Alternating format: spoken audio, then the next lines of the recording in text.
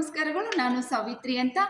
ಇದು ವಿದ್ಯಾರ್ಥಿಗಳ ಇಚ್ಛೆಯ ಮೇರೆಗೆ ಅಂತ ತಮಗೆ ತಿಳಿಪಡಿಸುತ್ತಾ, ದ್ವಿತೀಯ PUC ಕನ್ನಡ ವಿಷಯಕ್ಕೆ ಸಂಬಂಧಪಟ್ಟಂತಹ ಪದ್ಯ ವಿಭಾಗದ 2 ಅಂಕದ ಪ್ರಶ್ನೆಗಳನ್ನು ನಿಮ್ಮ ಮುಂದೆ ಪ್ರಸ್ತುತಪಡಿಸುತ್ತಿದ್ದೇನೆ. ವಿದ್ಯಾರ್ಥಿಗಳೇ ಕೇಳಿ ಅಂತಂದ. ಕದಡಿದ ಸಲಿಲಂ ತಿಳಿ ಬಂದದೆ ಪದ್ಯ ವಿಭಾಗ. ಅದನ್ನು ಬರೆದಂಥವರು ನಾಗಚಂದ್ರ. ಪ್ರಶ್ನೆ ಈ ರೀತಿ ಇದೆ, 2 ಅಂಕದ್ದು. ಬಹುರೂಪಿಣಿ ವಿದ್ಯೆ ರಾವಣನಿಗೆ ಏನೆಂದು ಆಶ್ವಾಸನೆಯನ್ನು ನೀಡಿತು ಅಂತ. ರಾವಣನ ಎದುರಿಗೆ ಪ್ರತ್ಯಕ್ಷವಾದಂತಹ ವಿದ್ಯಾದೇವತೆ ಅಂದರೆ ಬಹುರೂಪಿಣಿಯು ಏನೆಂದು ಆಶ್ವಾಸನೆ ನೀಡುತ್ತದೆ ಅಂದರೆ, ಚಕ್ರಧರನಾದಂತಹ ಲಕ್ಷ್ಮಣನನ್ನು ಮತ್ತು ಚರಮ ದೇಹಧಾರಿಯಾದಂತಹ ರಾಮನನ್ನು ಬಿಟ್ಟು ಉಳಿದವರಾರನ್ನೂ ಉಳಿಸುವುದಿಲ್ಲವೆಂದು ಆಶ್ವಾಸನೆಯನ್ನು ನೀಡಿತು ಅಂತ. ಅಂದರೆ ಇದರರ್ಥ, ರಾಮನನ್ನ ಮತ್ತು ಲಕ್ಷ್ಮಣರನ್ನ ಇಬ್ಬರನ್ನ ಬಿಟ್ಟು ಉಳಿದವರನ್ನು ಎಲ್ಲರನ್ನೂ ನಾನು ಕೊಲ್ಲುತ್ತೇನೆ ಎಂದು ಆಶ್ವಾಸನೆಯನ್ನು ನೀಡಿತು ಅಂತಂದು ಬರೀರಿ ಮಕ್ಕಳ.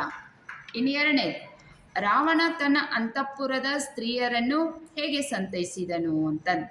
ರಾವಣನು ತನ್ನ ಹೆಂಡತಿಯಾದಂತಹ ಮಂಡೋದರೆ ಮತ್ತು ಅಂತಃಪುರದಲ್ಲಿರುವಂತಹ ಎಲ್ಲ ಸ್ತ್ರೀಯರನ್ನು ನೋಡಿ ಈ ರೀತಿ ಹೇಳುತ್ತಾನೆ, ನಿಮಗೆ ಅವಮಾನ ಮಾಡಿದ ಅಂಗದಾದಿಗಳನ್ನು ಸೆರೆ ಹಿಡಿದು ಅವರನ್ನ ಕರೆದುಕೊಂಡು ಬಂದು ನಿಮ್ಮ ಮುಂದೆ ಬಹು ಪ್ರಕಾರವಾಗಿ ಅವರನ್ನು ಶಿಕ್ಷಿಸುತ್ತೇನೆ, ಅವರನ್ನು ಅವಮಾನಿಸುತ್ತೇನೆ ಎಂದು ರಾವಣನು ಆ ಮಂಡೋದರಿಗೆ ಮತ್ತು ಅಂತಃಪುರದಲ್ಲಿರುವಂತಹ ಸ್ತ್ರೀಯರಿಗೆ ಈ ರೀತಿ ಆತ ಹೇಳುತ್ತಾನೆ ಅಂತ. ಇನ್ನು ಸೀತೆಯ ತಲ್ಲಣಕ್ಕೆ ಕಾರಣ ಏನು ಅಂತ. ಸೀತೆಯನ್ನು ನೋಡಲು ಪ್ರಮದವನಕ್ಕೆ ಬರುತ್ತಿರುವಂತಹ ರಾವಣನ ನೋಡಿ ಸೀತೆಯು ರಾಮ ಮತ್ತು ಲಕ್ಷ್ಮಣರ ಒಂದು ಬಗ್ಗೆ ಯಾವ ಕೆಟ್ಟ ವಾರ್ತೆಯನ್ನು ನಾನು ಈ ರಾವಣನಿಂದ ಕೇಳುವೆನು ಎಂದು ಸೀತೆಯು ತಲ್ಲಣಗೊಳ್ಳುತ್ತಾಳೆ ಅಂತ ಹೇಳಿ ಬರೀರಿ. ಇನ್ನು 4ನೇ ಪ್ರಶ್ನೆ, ರಾವಣನು ಸೊಕ್ಕಿನಿಂದ ಸೀತೆಯನ್ನು ಉದ್ದೇಶಿಸಿ ಆಡಿದ ಮಾತುಗಳು ಯಾವುವು ಅಂತ. ರಾವಣನು ಸೊಕ್ಕಿನಿಂದ ಸೀತೆಯನ್ನು ಉದ್ದೇಶಿಸಿ, ನನಗೆ ಬಹುರೂಪಿಣಿ ವಿದ್ಯೆ ಒಲಿದಿದೆ, ಇನ್ನು ನನಗೆ ಅಸಾಧ್ಯವಾದದ್ದು ಯಾವುದೂ ಇಲ್ಲ, ನನ್ನೊಂದಿಗೆ ಹೋರಾಡುವ ಪ್ರತಿಪಕ್ಷವೇ ಇಲ್ಲ, ನೀನು ನಿನ್ನ ನೆಚ್ಚಿನ ರಾಮ ಬರುವುದನ್ನು ಆ ಕಲ್ಪನೆಯಿಂದ ಆಚೆ ಬಂದುಬಿಡು. ಅಂದರೆ ನನಗೆ ಬಹುರೂಪಿಣಿ ವಿದ್ಯೆ ದೊರೆತ ಕಾರಣಕ್ಕಾಗಿ ನಿನ್ನ ರಾಮನು ಬರುವುದನ್ನು ನೀನು ಬಿಟ್ಟುಬಿಡು, ನನ್ನನ್ನು ಒಪ್ಪಿಕೊಂಡು ನನ್ನ ಸಾಮ್ರಾಜ್ಯ ಸುಖವನ್ನು ನೀನು ಅನುಭವಿಸು ಎಂದು ಸೀತೆಗೆ ರಾವಣನು ಹೇಳುತ್ತಾನೆ. ಇನ್ನು 5ನೇ ಪ್ರಶ್ನೆ, ರಾವಣನಿಗೆ ಸೀತೆಯ ಬಗ್ಗೆ ವೈರಾಗ್ಯ ಮೂಡಿದ ಸಂದರ್ಭವನ್ನು ವಿವರಿಸಿ.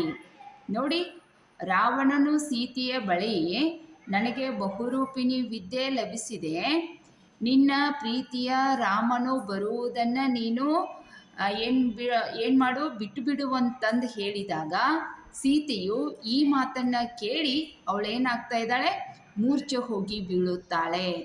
ಈ ಮೂರ್ಛೆ ಹೋಗಿ ಬಿದ್ದಂತಹ ಪರಿಸ್ಥಿತಿಯನ್ನು ಕಂಡು ರಾವಣನ ಮನಸ್ಸು ಏನಾಗ್ತಾ ಇದೆ, ವೈರಾಗ್ಯವನ್ನು ತಾಳ್ತಾ ಇದೆ.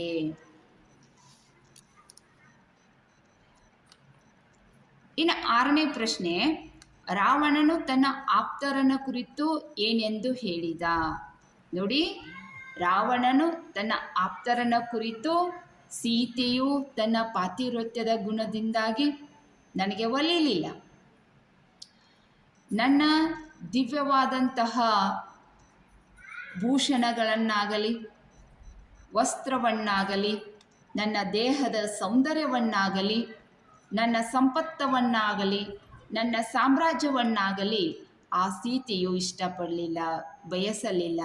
ಅವೆಲ್ಲವನ್ನು ಅವಳು ತೃಣಕ್ಕೆ ಸಮಾನ ಎಂದು ಭಾವಿಸಿದಳು, ಒಂದು ಹುಲ್ಲು ಕಡ್ಡಿಗೆ ಸಮಾನವೆಂದು ಈ ಸೀತೆಯು ಭಾವಿಸಿದಳು ಅಂತ. ಇಷ್ಟನ್ನು ನೀವು ಬರೀರಿ ಮಕ್ಕಳ. ಇನ್ನು 7ನೇ ಪ್ರಶ್ನೆ, ಈಗಲೇ ಸೀತೆಯನ್ನು ರಾಮನಿಗೆ ಒಪ್ಪಿಸಲು ರಾವಣ ಬಯಸಲಿಲ್ಲ ಏಕೆ.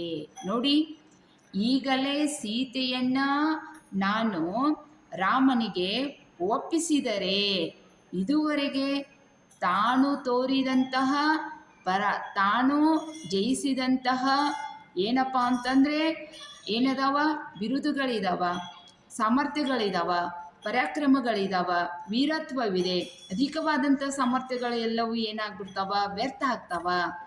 ಹಾಗಾದರೆ ನಾನು ಆ ರಾಮ ಲಕ್ಷ್ಮಣರನ್ನ ಯುದ್ಧದಲ್ಲಿ ಸೋಲಿಸಿ ವಿವರ್ಥರ ಅಂದ್ರೆ ರಥ ಇಲ್ಲದಂತೆ ಮಾಡಿ ಆಮೇಲೆ ಅವರಿಬ್ಬರನ್ನ ಸೆರೆ ಹಿಡಿದು ನಾನು ನಂತರ ಸೀತೆಯನ್ನು ರಾವಣನಿಗೆ ಒಪ್ಪಿಸಬೇಕು ಅನ್ನುವ ನಿರ್ಧಾರಕ್ಕೆ ಯಾರು ಬರ್ತಾ ಇದ್ದಾರೆ, ರಾವಣ ಬರ್ತಾ ಇದ್ದಾನೆ.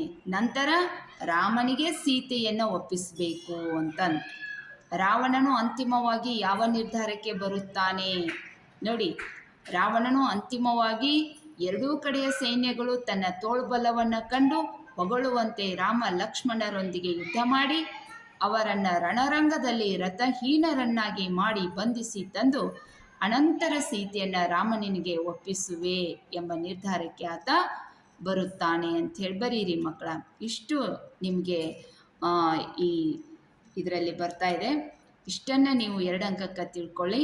ಮತ್ತು ಮುಂದಿಂದು ನಾನು ಬಸವಣ್ಣನವರ ವಚನಗಳ ಬಗ್ಗೆ 2 ಅಂಕದ್ದು, ಆಮೇಲೆ ಉರ್ಲಿಂಗ ಪೆದ್ದಿಗಳ ವಚನಗಳ ಬಗ್ಗೆ 2 ಅಂಕಕ್ಕೆ ಮುಂದಿನ ಒಂದು ಪಾಠದಲ್ಲಿ ನಿಮಗೆ ಹೇಳುತ್ತೇನೆ. ಎಲ್ಲರಿಗೂ ನಮಸ್ಕಾರಗಳು.